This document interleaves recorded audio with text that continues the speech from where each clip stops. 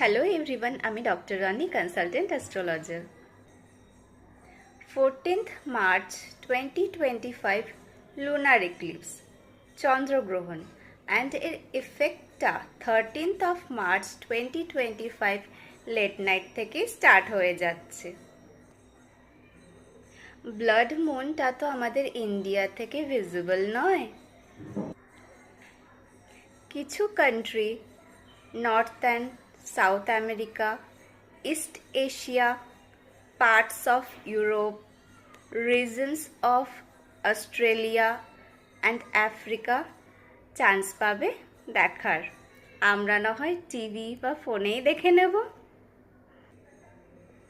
যেহেতু এই চন্দ্রগ্রহণ ভার্গো মানে কন্যা রাশিতেই হচ্ছে, আর এই কন্যা রাশিটা হচ্ছে আমাদের earth sign, hospital and human বডিতে stomach and middle portion of অ্যাবডোমেনকেই রুল করে থাকে।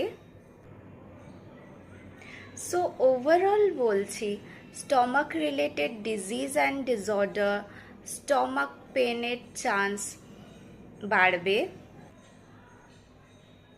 সো সবাইকে বলবো ফুড হ্যাবিটসের দিক থেকে একটু ধ্যান রাখতে হবে কিন্তু।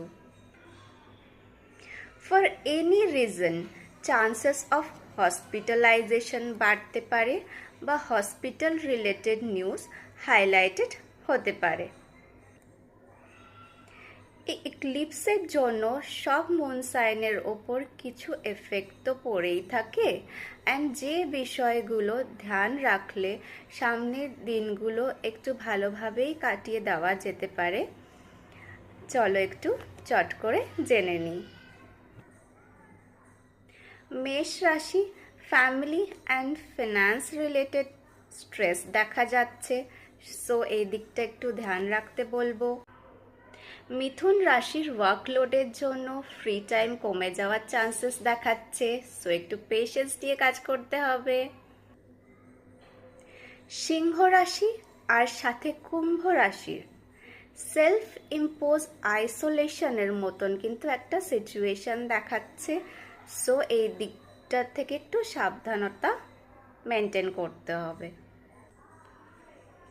কন্যা রাশিকে বলবো সব দিক থেকে একটা অপোজিশনের মতো সিচুয়েশন ফেস করতে হতে পারে, যার জন্য মনকে একদম স্ট্রং রাখতে হবে।